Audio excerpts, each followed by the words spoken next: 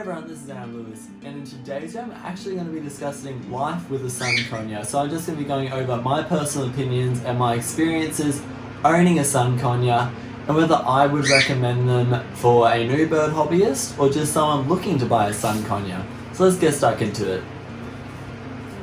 First off, I just want to make a disclaimer that these are my personal thoughts and experiences on owning a Sun Conure. It's not saying that this is going to happen to you or it's happened to everyone who owns a Sun Conure. So I don't want to hear any negative comments down in the comment box below, because these are my personal experiences, so not everyone would have the same experiences that I've had. Now, I have owned two Sun Conures in my lifetime. This one is Arlo and he's a male Sun Conure. And then a lot of you guys will be familiar with my female Sun Conure, Piper, who sadly passed away last year, I believe it was, due to an unknown reason. At least I've got to experience both the male and female Sun Conures, and I do have a lot to say about that. I find that male Sun Conures are extremely loud compared to the female. Like, if Arlo was over on his play stand and I was sitting here, he would just be non-stop squawking and wanting attention. But if Piper was over there, she'd be nice and quiet, she'd probably go play with her toys. So I do find that with Sun Conures, the female bird is always quieter than the male. Don't get me wrong, they are still a very noisy bird, but the females seem to be more quiet than the males. Don't they? Yes, hello. Hello. And with all the birds I've owned, cockatiels, budgies, I've owned a green cheek conure, I do find myself to always bond better with the Sun Conures, just because I feel like they are a more one-on-one bird compared to cockatiels and budgies. I can really connect with Arlo compared to my other birds. I think they are a very intelligent bird, and it does help them tame faster and connect with you. So I do like that aspect about him. And if it's chilly and I have like a dressing gown or just a loose sort of long shirt on, he'll climb up my sleeve and get all comfortable and just be a little nutcase. Whereas a cockatiel or budgie would not do that. Maybe a budgie would, but definitely not a cockatiel. I have not seen any videos of cockatiels doing that. But I have noticed that Sun Conures are probably more the clown bird. They just do silly stuff all the time. I've watched several videos of Sun Conures just doing stupid stuff in their cages. And Arlo here likes to do stupid stuff too. They are an extremely messy bird, not just with flinging stuff outside the cages, but even inside the cage. Because they are a very destructive bird, you have to have a lot of toys for them to play with in the cage, so wooden materials, rope materials. And if I just buy a new toy for Arlo, within, I'd say, 1 to 2 days, it's destroyed and lying on the bottom of the cage.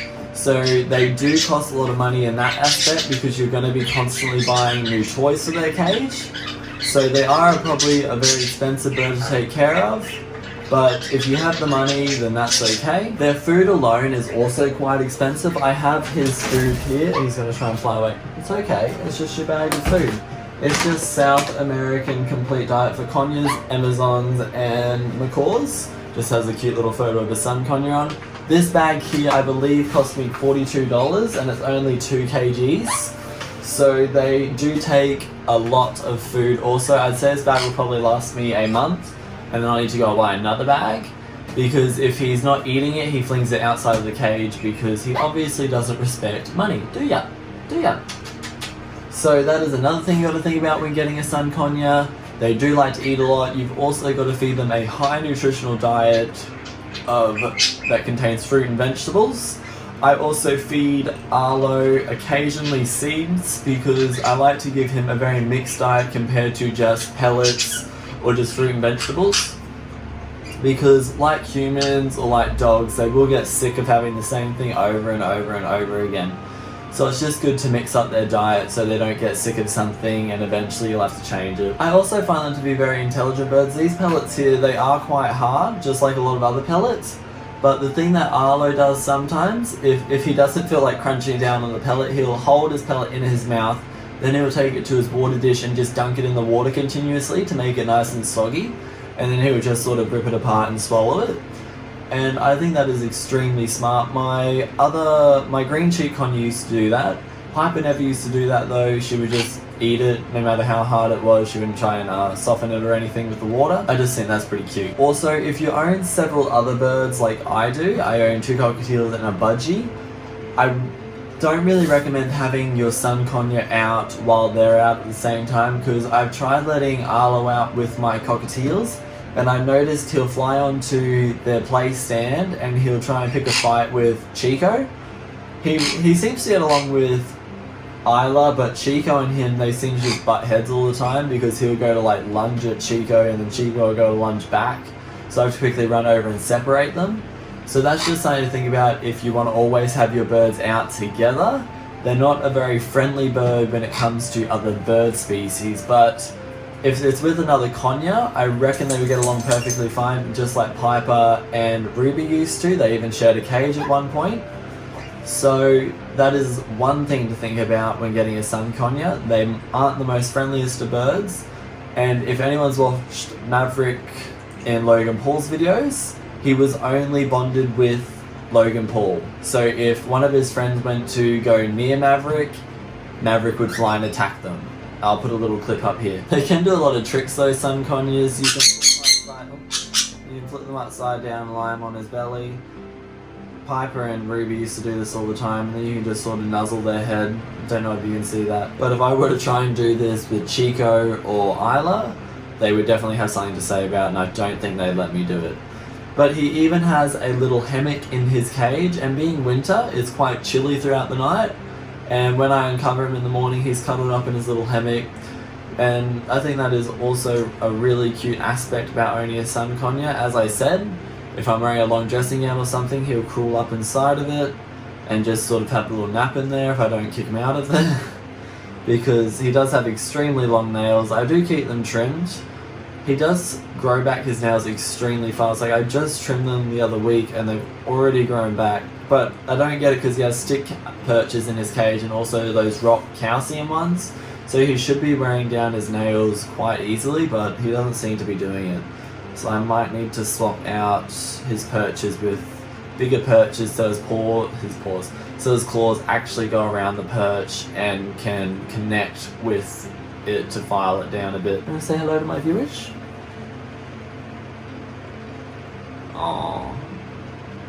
I just find them an extremely cute bird, and I actually got drawn to the Sun Conure with their bright orange and green colouring, because my favourite colour is actually orange. A lot of you will know that, and I guess I just wanted a bird that had that sort of colouring, so I did a heap of research on it, and I ended up just going out and buying one because I just had to have one, and that one was obviously Piper, and me and her were very connected. We shared a very tight bond. Whenever I walked into the room, she'd start squawking for me to let her out.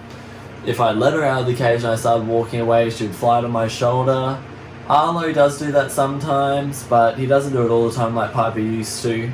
But again, I just think that's just the difference between a female bird and a male bird. I do also find females to be very connecting compared to a male bird. And if you're wanting a bird that can talk, I don't really think Arlo or Piper definitely didn't talk, but they're not a very talkative bird. They're just more vocal with just squawking. That's not saying that other owners that own Sun Conures might not have a talking Sun Conure. I've just never heard of it and I haven't personally experienced it. Like my old green cheek conure Ruby, she used to say, "What you doing?" and "Hello," but they are a completely different species of conure. They still do have conure in them, but they're completely two different birds. They do share some aspects compared to each other, but they're just very different birds. And a lot of people seem to get confused. They just think all conures are the same, but they're not. I really think that Sun Conures are probably the loudest and most boisterous of the conure species. Hello Scarlett, don't knock the camera stand. Scarlett's just trying to get up. Down, down, go play. Now in my cockatiels as pets video, I spoke about cockatiels having something called feather dust, and that is unique to cockatiels and a couple other species of birds I believe, but the Sun Conure does not inhabit that floor. Well, it's not really a floor unless you have asthma or suffer from respiratory issues. I don't think that you would struggle with having respiratory issues if you owned a Sun Conure, just because they don't really have a very dusty coat, whereas cockatiels do. And from what I've noticed, Arlo doesn't really preen himself that often, so he's not releasing any fluff or dust into the atmosphere from his coat. Whereas my cockatiels are always preening themselves. Heck, Chico's doing it right now as I'm making this video. Sorry, I can't search by topic, but I can search by title, actors or directors, and categories like thrillers or comedies. I don't believe I asked to speak to you, Siri, but thank you. Anyways, that is going to be wrapping up today's video. As I said, it was just going to be a nice little video on my personal opinion on owning Sun Conures. And to wrap it up, I just want to say that I personally wouldn't recommend a Sun Conure for everyone. As I said, if you like an extremely quiet household, I would not get a Sun Conure because they're very loud. If you're a neat freak, always like everything to be 100% clean, a Sun Conure is also probably not for you because they are a very messy bird. If you are on a bit of a budget and you are going to be tight for money, then once again, a Sun Conure is not going to be for you. Their food is expensive, bird toys are expensive, unless you make your own. I haven't tried that, but I'm actually thinking about doing a video on that one soon, of me trialing making pet toys to see how I personally feel about it. And they do need a big cage, so if you don't have a lot of room in your house, or you don't have money to spend on a big cage, then that's another reason not to get a Sun Conure. So if you feel like this video helped you in any way, or you just enjoyed watching it, make sure you give me a big thumbs up, subscribe to my YouTube channel if you already haven't. Remember, my social media accounts are always down in the description box below, where I post on my Instagram story daily, and I usually post regularly of my birds and of my puppy.